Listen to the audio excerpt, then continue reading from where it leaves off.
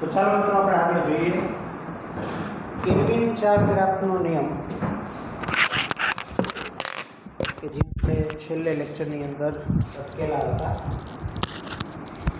તો શું છે ઇર્વિન ચાર ગ્રાફનો નિયમ આપણે સમજીએ.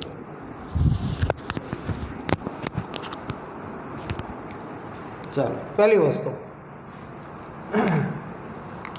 ઇર્વિન ચાર ગ્રાફનો નિયમ આપણને શું સમજાવે છે, અથવા તો નિયમ શેની માહિતી આપે છે? માહિતી આપે છે. તો આ જે નિયમ છે ને તે ડબલ સ્ટ્રેન્ડેડ ડીએનએમાં નાઇટ્રોજન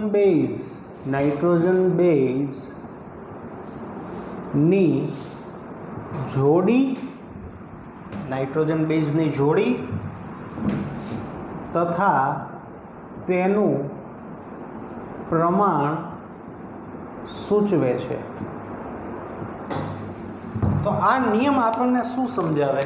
તો કે આ નિયમ ડબલ સ્ટ્રેન્ડેડ ડીએનએ હોય ને, ડબલ સ્ટ્રેન્ડેડ ડીએનએ, એની અંદર નાઇટ્રોજન બેઝની જોડી કઈ બની શકે એન્ડ તેનું પ્રમાણ સૂચવે છે. એટલે આમ જોતા તમને અઘરો લાગે, બાકી છે નહીં અઘરો, બહુ સિમ્પલ છે. હવે હું વર્ણવું, એનો નિયમ જો હું વર્ણવું તો તમને ખ્યાલ આવે કે હકીકતે શું છે. ચાલો, તો એનો નિયમ કંઈક આવી રીતનો છે, જે તમને ઓલરેડી ખબર જ છે કે ડીએસડીએનએમાં, ડબલ સ્ટ્રેન્ડેડ ડીએનએમાં જેટલા પ્યુરિન નાઇટ્રોજન બેઝ હોય એટલા જ પિરિમિડિન નાઇટ્રોજન બેઝ હોય. આ એનો સાદો નિયમ છે કે કોઈ એક ડબલ સ્ટ્રેન્ડેડ ડીએનએ જે છે એની અંદર જેટલા પ્યુરિન હોય એટલા જ પિરિમિડિન હોય. કે આ ડબલ સ્ટ્રેન્ડેડ ડીએનએ છે, ધારો કે આની અંદર હું એમ કહું કે 100 જેટલા પ્યુરિન છે, તો આની અંદર બીજા 100 જેટલા પિરિમિડિન જ હોય, આવું એને કીધું છે. એટલે આનો જો ભાવાર્થ કાઢવામાં આવે તો એને એવું કીધું કે ડીએસડીએનએમાં, તમને ખબર જ છે, ડીએસડીએનએમાં એ હોય ને એની સામે ટી હોય. એટલે કે એ છે એ શું છે? પ્યુરિન. તો ટી શું છે? પિરિમિડિન. અથવા તો જો જી હોય તો એની સામે સી હોય. તો જી શું છે? પ્યુરિન છે. સી શું છે? પિરિમિડિન છે. તો એ તો સેમ, એ તો સમજી શકાય એવી વાત છે કે પ્યુરિનની સામે પિરિમિડિન હોય તો જેટલા પ્યુરિન હોય એટલા જ પિરિમિડિન થાય. જેટલા પ્યુરિન હોય એટલા જ પિરિમિડિન થવાના, એમાં કોઈ શંકાને સ્થાન નથી. તો આ ડીએનએ છે આપણું ACG TCG TAG. તો અહીંયા સામે ટી, અહીંયા જી, અહીંયા સી, અહીંયા એ, જી, સી, એ, ટી, સી. તો આની અંદર હવે આપણે જેટલા પ્યુરિન ગણીએ તો સૌપ્રથમ પ્યુરિનની ચર્ચા કરીએ. પ્યુરિન એટલે એ અને જી. તો જો આ 1, આ 2, પછી આ 3, 4 અને આ 5. રેડી? આમાં 5 થયા. પછી આ 6, 7, 8, 9, એટલે કે બીજી શૃંખલામાં 4, એટલે કે ટોટલ 9 થયા આપણને. રેડી? પ્યુરિન 9 થયા. તો સામે 1, 2, 3, 4, 5, 6, 7, 8 અને 9. તો સામે પિરિમિડિન પણ કેટલા હોય? 9 હોય. એટલે કે ડબલ સ્ટ્રેન્ડેડ ડીએનએ જે છે એની અંદર પ્યુરિન અને પિરિમિડિન જે છે એનું પ્રમાણ અચળ રહે એવું આપણને સાહેબે કીધું. જોઈએ આપણે આગળ. એટલે છે કાંઈ નહીં, કાંઈ આમાં નવું કાંઈ નથી. આ તો એને વર્ષો પહેલાં આવો નિયમ આપ્યો અથવા વર્ષો પહેલાં ડબલ સ્ટ્રેન્ડેડ ડીએનએ જે છે એની અંદર બેઝ પેરની ગોઠવણી કેવી હોઈ શકે, તો કે આવી હોઈ શકે એવું એને કીધું. એટલે આમાં આપણને ખબર પડી, શું ખબર પડી? તો કે પ્યુરિન હોય તો એની સામે પિરિમિડિન હોય, આપણને 11મા ધોરણથી ખબર છે. બીજું એનું પ્રમાણ કેવું હોય? સમાન. કોનું પ્રમાણ સમાન હોય? પ્યુરિન અને પિરિમિડિનનું પ્રમાણ હંમેશા સમાન હોય. શેમાં? ડબલ સ્ટ્રેન્ડેડ ડીએનએમાં. રેડી? તો આગળ શું કહે છે? તો આનો મિનિંગ આવો થાય કે A is equal two T. એની સંખ્યા ડીએસડીએનએમાં જેટલી સંખ્યા એની હોય એટલી જ ટીની હોય. તમે સમજી શકો ને? એ તો 1 2 3 4 5 તો એની સામે ટી જ આવવાનું છે. તો અહીંયા પણ 1 2 આ 3 આ 4 અને આ 5. તો એની સંખ્યા ઇઝ ઇક્વલ ટુ ટીની સંખ્યા.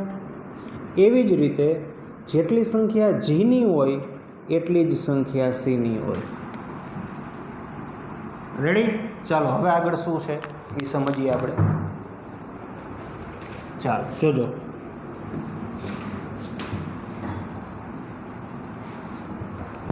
તો મિત્રો આપણે આવું ન કહી શકીએ. તો આનો મિનિંગ એવો જ થયો ને, આનો મિનિંગ આવો થયો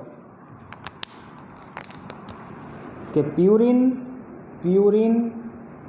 નાઇટ્રોજન બેઝની સંખ્યા જેટલી ડીએસડીએનએમાં હોય એટલી જ પિરિમિડિન નાઇટ્રોજન બેઝની સંખ્યા થાય. તો કે થાય. પ્યુરિન પ્રકારના નાઇટ્રોજન બેઝ કયા? તો કે A પ્લસ G. A અને G આ બંને પ્યુરિન પ્રકારના નાઇટ્રોજન બેઝ છે. પિરિમિડિન કયા થાય? તો કે T પ્લસ C. તો તેથી આપણે કહી શકીએ કે A પ્લસ Gના છેદમાં T પ્લસ C બરાબર 1 થાય. કહી શકાય આવું? યસ, કહી શકાય. એટલે કે કોઈ પણ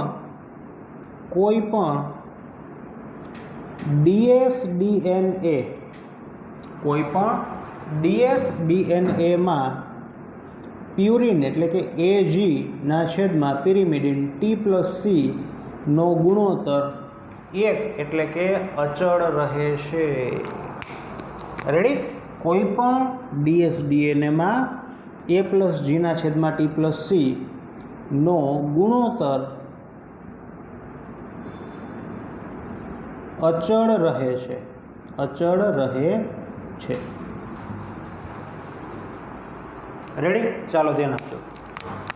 તો એને સાદી આ જ વાત કરી છે કે એની સામે ટી હોય અને જીની સામે સી હોય. એટલે કે પ્યુરિનની સામે પિરિમિડિન હોય અથવા તો પિરિમિડિન હોય તો એની સામે પ્યુરિન હોય.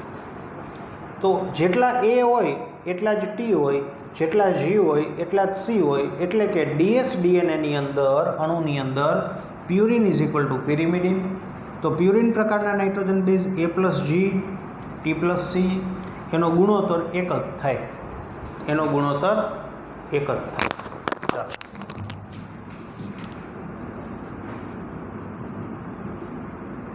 A T C G A T C G આવી રીતનું છે. હવે આમાં ગણીએ. એ કેટલા છે? 1 2 3 4. A પ્લસ Gના છેદમાં T પ્લસ C. તો એની સંખ્યા 4 છે. G ગણીએ. 1 2 3. T ગણીએ. 1 2 3 4. C ગણીએ. 1 2 3. 7 છેદમાં 7 બરાબર 1. એટલે કે કોઈ પણ ડીએસડીએનએ હોય ને એની અંદર A પ્લસ Gના છેદમાં T પ્લસ C એનો ગુણોત્તર 1 થાય. રેડી? હવે જો આટલે લગી આ બધું સિમ્પલ. હવે ધ્યાનમાં રાખવા જેવી બાબતો શું?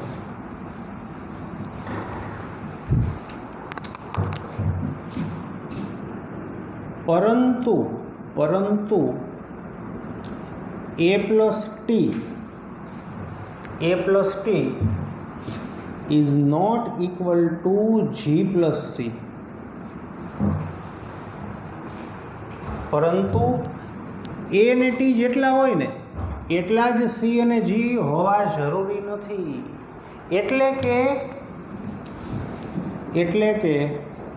કે ds dna માં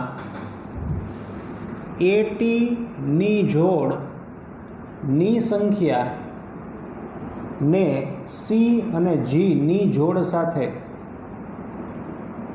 કોઈ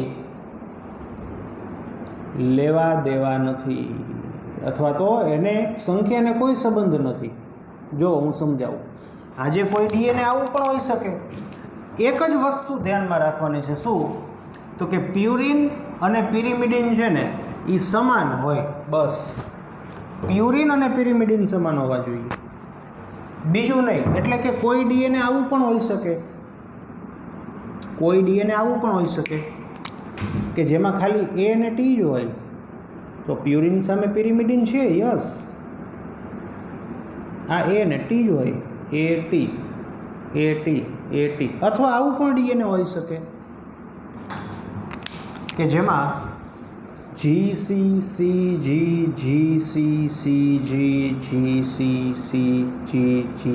આવું પણ હોઈ શકે. એટલે જેટલા એ હોય, એટલે કે આને આમ લખી શકાય કે એની સંખ્યા is not equal two G, કે ટી જેટલા હોય એટલા જ સી હોવા જરૂરી નથી. પિરિમિડિનની સામે પ્યુરિન કે પ્યુરિનની સામે પિરિમિડિન, આ જ વસ્તુ છે. આવું પણ હોવું જરૂરી નથી. આ વસ્તુ જોજો. એટલે કે a પ્લસ ટીના છેદમાં g પ્લસ સી એક ન થાય. જોજો, a પ્લસ જી મીન્સ કે પ્યુરિન, આ આખું પ્યુરિન છે, આ આખું પિરિમિડિન છે. અહીંયા શું છે? પ્યુરિન પિરિમિડિનના છેદમાં પ્યુરિન પિરિમિડિન આવું છે. તો એ એક ન થાય કોઈ દિવસ. તે ક્યારેય એક થતું નથી. જો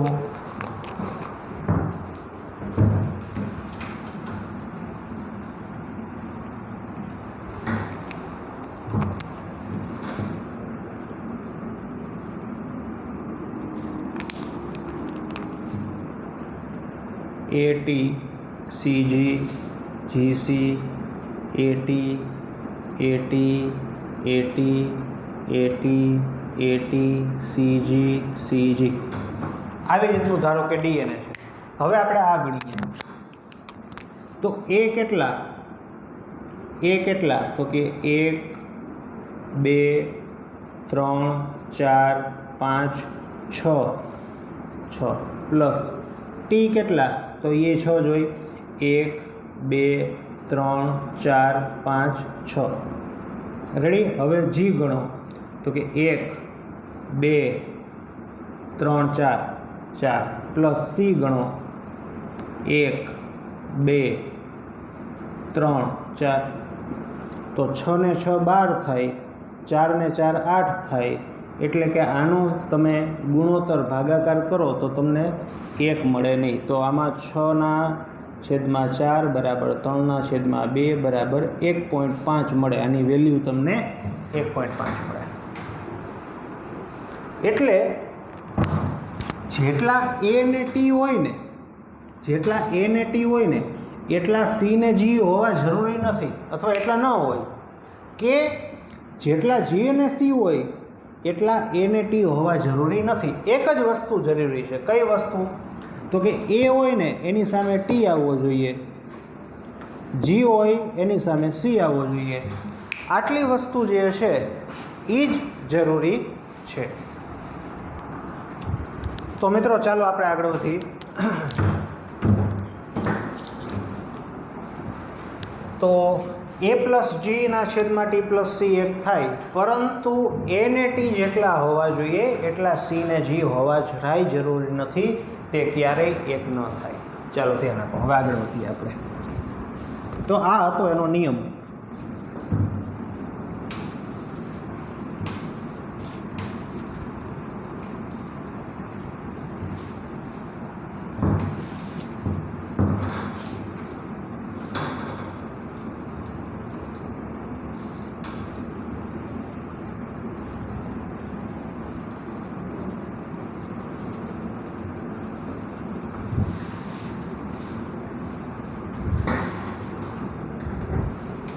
તો જુઓ, આ એક ડીએનએ દોરું છું હું.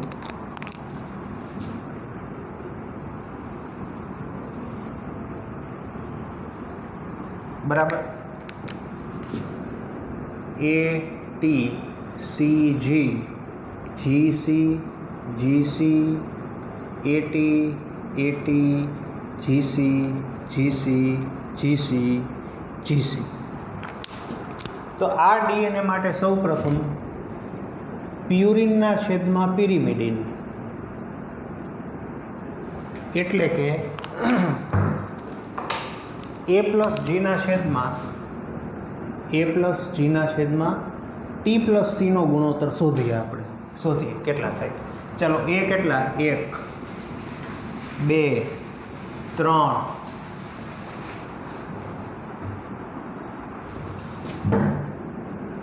ચાલો જી કેટલા છે, 1 2 3 4 5 6 7. ટી કેટલા છે ગણીએ. એ હોય એટલે જ ટી હોય, આ તો ગણવાની વાત છે, હજી શરૂઆત છે એટલે 1 2 3. સી કેટલા છે, જી હોય એટલા જ હોય, છતાંય વિશ્વાસ નથી આવતો આપણને, એટલે 1 2 3 4 5 6 અને 7. રેડી. તો 10/10 બરાબર 1. પણ ક્યારેય જેટલા એ ને ટી છે ને એટલા જ જી ને સી હોવા જરૂરી નથી. તો આનો ગુણોત્તર જોઈએ આપણે. ચાલો એ કેટલા છે આપણને ખબર જ છે. એ કેટલા છે, 3 છે. ટી કેટલા છે, 3 છે.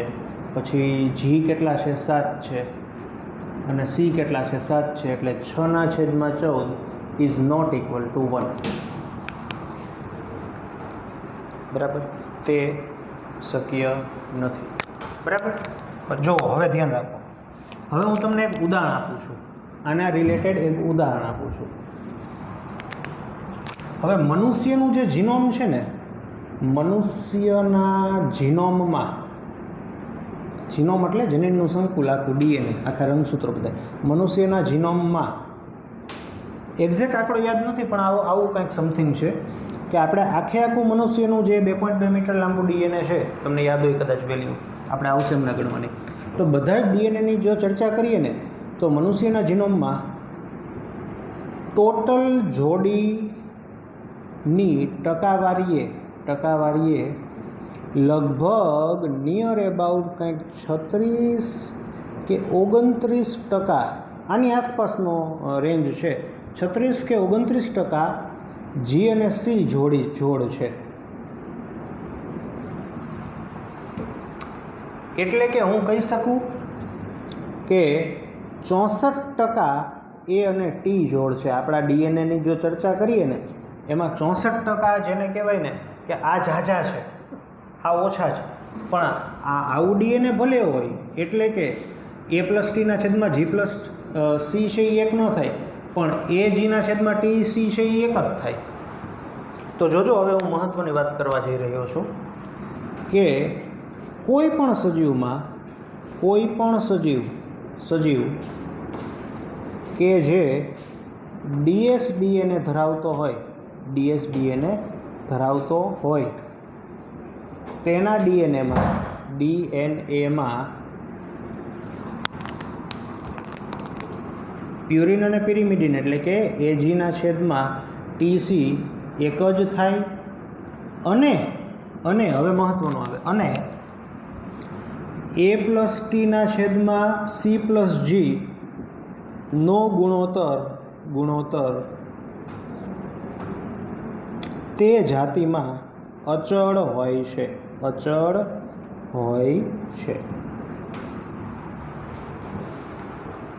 એટલે ધારો કે મનુષ્ય છે, મનુષ્ય એની અંદર ગુણોત્તર a પ્લસ ટીના છેદમાં c પ્લસ જી સપોઝ કે આ વધારે છે તો આપણે 1.56 આવે છે, તો મનુષ્ય જાતિની અંદર આ જે ગુણોત્તર છે એ કોન્સ્ટન્ટ જ હોય, અચળ જ હોય.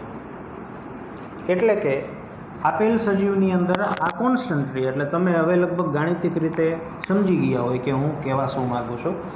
છતાં પણ તમને એમ થાય કે આ મગજમાં હજી ન બેઠું તો એ બેસાડીશું આપણે. પણ આપણા માટે મેઇન વસ્તુ છે આ. ચાલો તો આગળ વધીએ આપણે આની અંદર.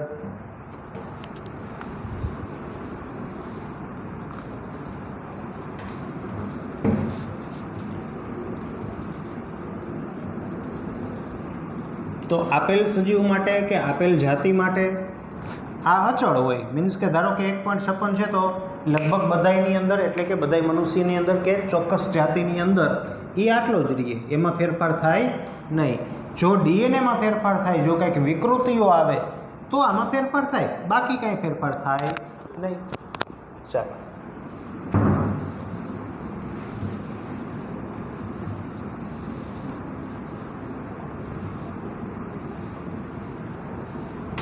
પહેલી વસ્તુ, ઇર્વિન ચારગ્રાફનો જે નિયમ છે ને તે ડીએનએ માટે રજૂ કરવામાં આવેલ નિયમ છે.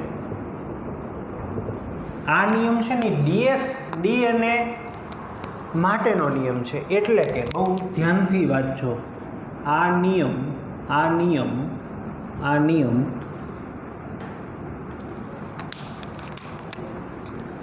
સિંગલ સ્ટ્રેન્ડેડ ડીએનએ કે આરએનએ મીન્સ કે એસએસઆરએનએ કે ડીએસઆરએનએ પ્લસ અંગિકાની અંદર જોવા મળતા ડીએનએને લાગુ પડતો નથી. અંગિકાની અંદર જોવા મળતા ડીએનએ એટલે શું? તો કે કણાભસૂત્રીય પ્લસ હરિતકણની અંદર જોવા મળતું ડીએનએ, એના માટે આ નિયમ લાગુ પડતો નથી. ચાલો, એટલે કે ચારગ્રાફનો જે નિયમ છે ને એ ફક્ત ને ફક્ત ડબલ સ્ટ્રેન્ડેડ ડીએનએ જે હોય એને જ લાગુ પડે. સિંગલ સ્ટ્રેન્ડેડ ડીએનએ કે આરએનએ, કોઈ પણ પ્રકારનું આરએનએ હોય કે અંગિકાની અંદર જોવા મળતા ડીએનએને લાગુ પડતો નથી.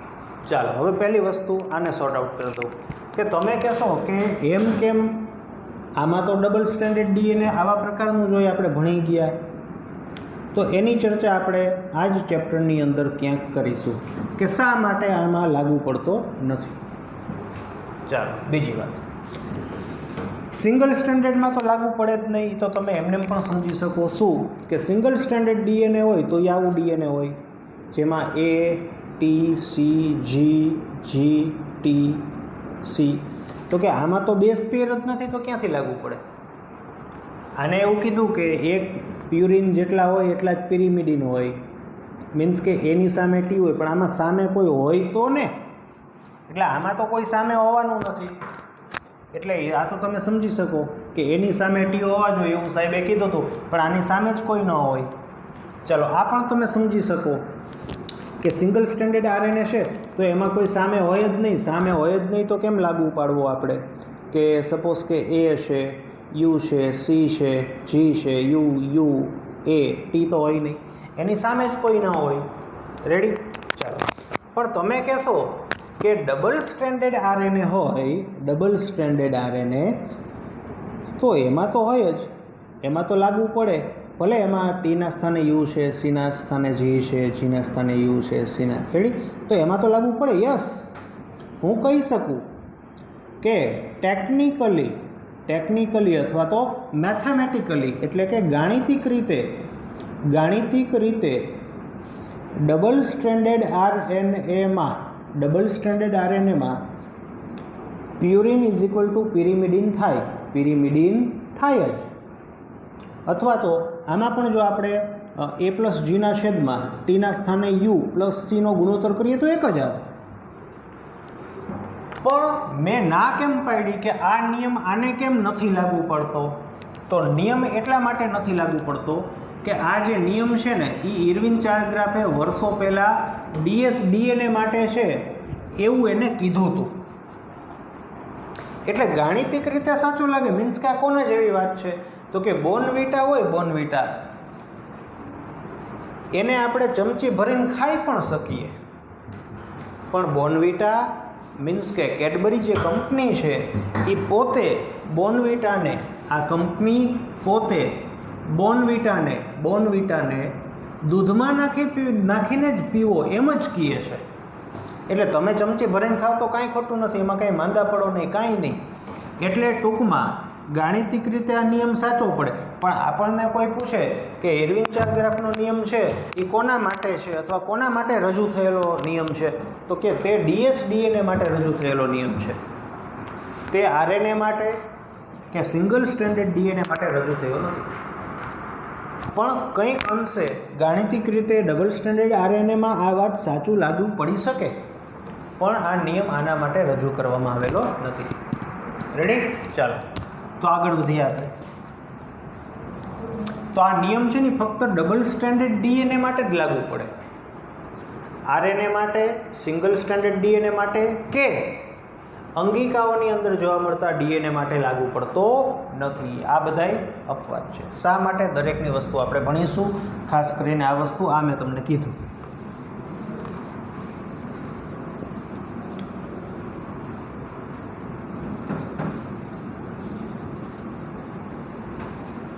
ચાલો આગળ વધીએ આપણે.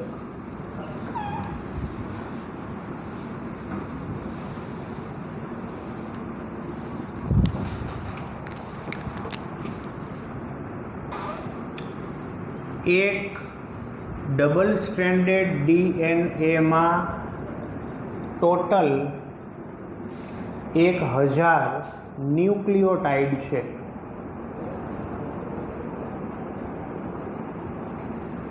જેમાં એડેનિનની સંખ્યા 100 છે. તો T, C અને G ની સંખ્યા શોધો. રેડી? આવી રીતનો જેને કહેવાય કે દાખલો છે, તો આનો આન્સર આવી રીતનો થાય. ટોટલ 1000 જેટલા ન્યુક્લિયોટાઇડ છે, જેમાં એની સંખ્યા 100 છે. એટલે સાબિત થાય કે એ હોય એટલે T હોય, મીન્સ કે T પણ 100 છે. ચાલો હવે એ ને ટીની મૂલ્ય મળી ગયું. આ બંને થઈ ગયા 200. એટલે આનો મિનિંગ એવો થાય કે ટોટલ જે 1000 ન્યુક્લિયોટાઇડ છે એમાંથી 200 જે છે એ એને ટી છે, તો બાકી કેટલા વધ્યા? 800. તો આ જે 800 છે એ કોનું મૂલ્ય છે? G અને C નું મૂલ્ય છે. તો સાબિત થાય કે જેટલા G હોય એટલા જ C હોય, જેટલા G હોય એટલા જ C હોય. મીન્સ કે બંનેનો સરવાળો 800 છે. તો એનો મિનિંગ એમ થાય કે આ 400 અને આ પણ 400. એટલે ટીની સંખ્યા 100 થાય, સીની સંખ્યા 400 થાય અને G છે એની સંખ્યા પણ 400 થાય. રેડી? ચાલો દાખલામાં કાંઈ નથી, પણ આવા દાખલાઓ પૂછાય. દાખલા નંબર 2. એક dsDNAમાં 2000 બેઝ પેર જોવા મળે છે.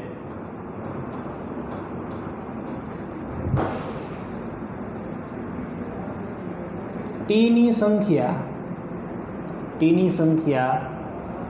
300 હોય તો A, G અને C ની સંખ્યા શોધો.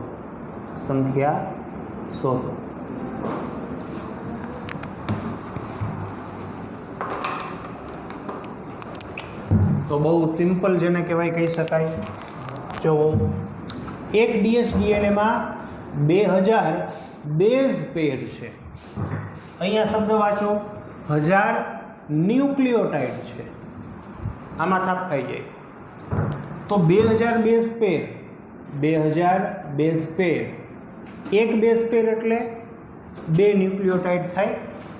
DNA જે છે DNA એમાં અહીંયા A છે, અહીંયા T છે, તો આને શું કહેવાય? એક બેઝ પેર કહેવાય. અહીંયા G છે, અહીંયા C છે, તો આને શું કહેવાય? આને બીજો બેઝ પેર કહેવાય.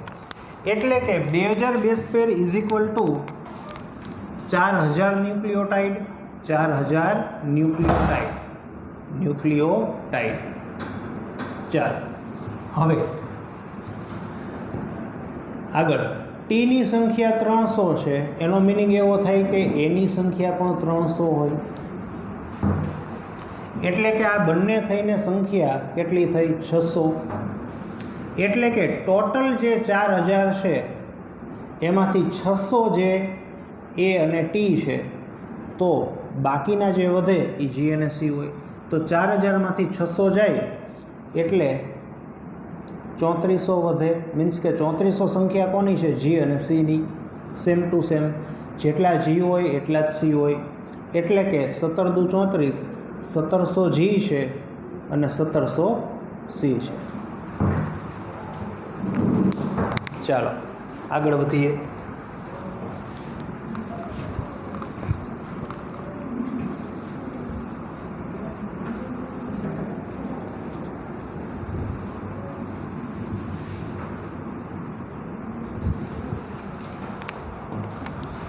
નંબર 3,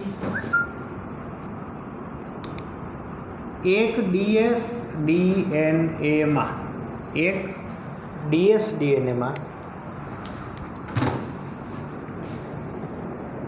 A અને Tની જોડની સંખ્યા 39 છે. તો C અને Gની જોડની સંખ્યા શોધો. તો એક dsDNAની અંદર A અને T જે છે ને એની સંખ્યા 39 છે. તો G અને C અથવા તો C અને G જે છે એની સંખ્યા કેટલી થાય? તો એરવિન ચારગ્રાફ સાહેબે શું કીધું કે A હોય એની સામે T હોય, G હોય અથવા C હોય તો એની સામે C હોય. પરંતુ જેટલી A અને Tની જોડ હોય એટલી જ C અને G હોવી જરૂરી નથી. એટલે કે આનો આન્સર શું થાય? મીન્સ કે એક DNAમાં A અને T 39 છે તો C ને G કેટલા હોય એ ખબર ન પડે. એટલે કે ઇનવેલિડ ક્વેશ્ચન છે. ક્વેશ્ચન ઇનવેલિડ છે એટલે કે શોધી ન શકાય. આનો આન્સર આપણે આપી શકીએ નહીં. પણ આવું કીધું હોય, ચાલો A અને G ની સંખ્યા 40 હોય તો T અને C ની સંખ્યા, તો એમાં કાંઈ મારે કહેવાની જરૂર નથી, તો એ પણ 40 થાય. રેડી? ચાલો આગળ.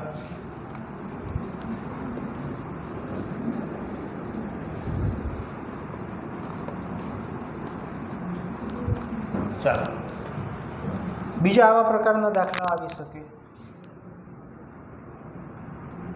એક dsDNAમાં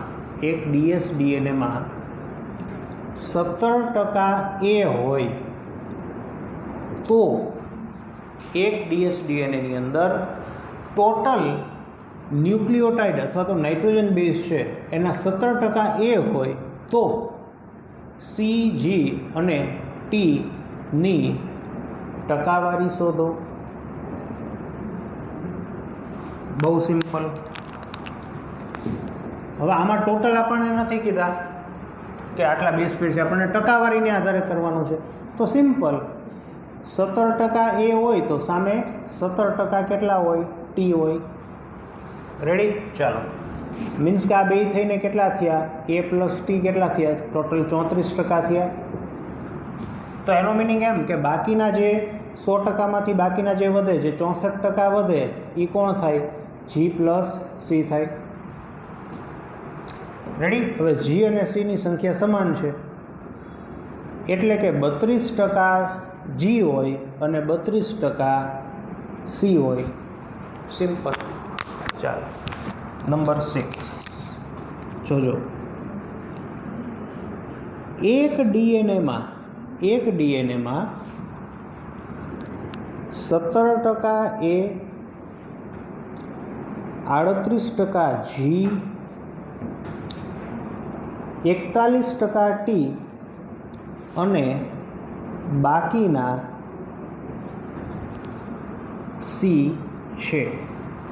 એક ડીએનએની અંદર 17% A છે, 41% મીન્સ કે ટોટલ ન્યુક્લિયોટાઇડ અથવા ટોટલ નાઇટ્રોજન બેઝના 41% T છે, 17% A છે, 38% G છે અને બાકી જે પણ 100%માંથી વધે એટલા C છે. તો આવા કિસ્સામાં તમને ઘણા બધા ઓપ્શનો આપેલા હોય જેમાંથી આવા પ્રકારનો ઓપ્શન સાચો પડે. શું? તો કે આપેલ ડીએનએ ડબલ સ્ટ્રેન્ડેડ ડીએનએ નથી, તો જ સાચું પડે. સિંગલ સ્ટ્રેન્ડેડ હોય તો જ સાચું પડે. કે હું આ સિંગલ સ્ટ્રેન્ડેડ દોરી દઉં, ધારો કે ટોટલ હું 100 નાઇટ્રોજન બેઝ હોય એમાં તો જ શક્ય બને કે 17 A હોય, 17% એટલે 17 A હોય, 41 T હોય, 41 T હોય, 38% મીન્સ કે 38ની સંખ્યામાં G હોય અને બાકીના C હોય, તો જ શક્ય બને. એટલે કે આવી માહિતી આપવામાં આવેલી છે, મીન્સ કે A બરાબર T નથી થતા, તો આપેલ ડીએનએ ડબલ સ્ટ્રેન્ડેડ ડીએનએ નથી.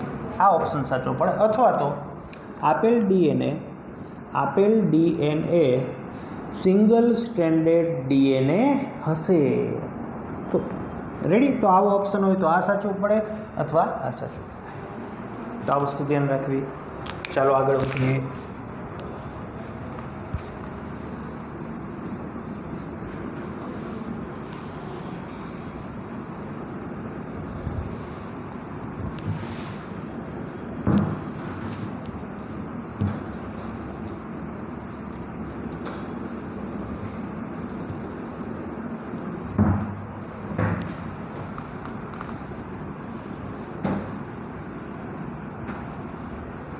ચાલો ખતરનાક ક્વેશ્ચન.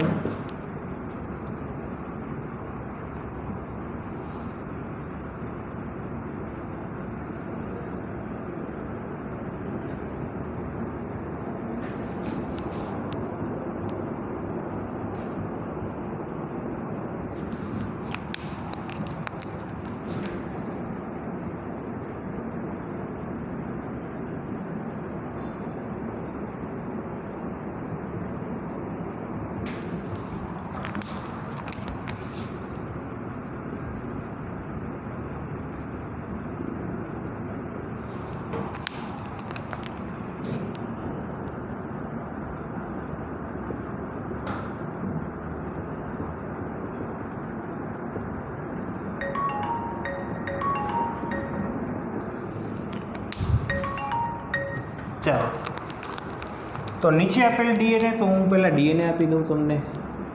આ ડીએનએ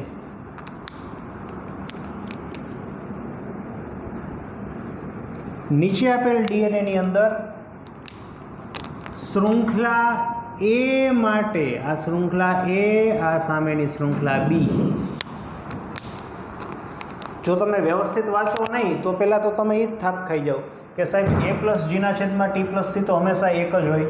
પણ જુઓ, આ એક શૃંખલાની વાત કરી છે કે આ જે એક શૃંખલા છે ને, એક શૃંખલા એમાં જેટલા A હોય, એમાં જેટલા G હોય, એમાં જેટલા T હોય, એમાં જેટલા C હોય એનો ગુણોત્તર છે.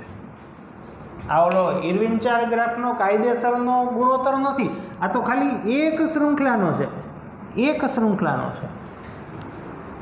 બે શૃંખલાનો આવો ગુણોત્તર હોય ને એ જ એક થાય. એક શૃંખલાનો ગુણોત્તર એક ન થાય, કારણ કે એક શૃંખલામાં તો સામે હવે કહેવાની જરૂર નથી. તો જુઓ, નીચે આપેલ ડીએનએની અંદર શૃંખલા એ હોય ને એમાં જેટલા એ છે, એમાં જેટલા જી છે, એમાં જેટલા ટી છે, એમાં જેટલા સી છે, એનો ગુણોત્તર 1.36 હોય તો આ જે શૃંખલા બી છે એની અંદર એ પ્લસ જીના છેદમાં ટી પ્લસ સીનો ગુણોત્તર શું હશે? આ આપણે શોધવાનું છે. ચાલો, તો આનો આન્સર તો હું તમને વિડીયોમાં અત્યારે આપી જ દઉં છું, પણ જો શક્ય હોય તો આવા કિસ્સામાં વિડીયો પોઝ કરીને તમારે તમારી રીતે વિચારવું જોઈએ અને પછી આનો આન્સર આપવાની જરૂર છે. બીજી એક વાત કહી દઉં, તમને કદાચ નહીં યાદ હોય, આ જ દાખલો મેં ધોરણ 11ની અંદર તમે હતા ત્યારે ચેપ્ટર નંબર 9માં પૂછેલો હતો અને તાત્કાલિક એક વિદ્યાર્થીએ મને આનો સાચો આન્સર પણ આપેલો હતો. ચાલો, તો આ કોઈ એવી હાઈફાઈ મોટી વાત નથી. જુઓ, આ શૃંખલા જે છે એના માટે એ પ્લસ જી ના છેદમાં ટી પ્લસ સી એટલે કે 1.36 છે. આ જે શૃંખલા છે એના માટે આપણે શોધવાનું છે એ પ્લસ જી ના છેદમાં ટી પ્લસ સી. તો પહેલાં તમે વિચારો વિડીયોને પોઝ કરીને, બાકી હું અત્યારે આન્સર સીધો જ આપું છું. હવે જોજો તમે, શું હું આ લખી શકું કે શૃંખલા એ માટે એ પ્લસ જીના છેદમાં T plus she is equal two 1.36 ના છેદમાં 1 લખી શકું? તો એ લખી જ શકાય, એમાં કોઈ શંકાને સ્થાન નથી. તો જો મિત્રો, આ જે શૃંખલા છે ને એ, હવે આમાં જેટલા એ હોય, આમાં જેટલા એ હોય એટલા જ આમાં ટી થાય. આ જે શૃંખલા છે એમાં જેટલા જી હોય એટલા જ આમાં સી થાય.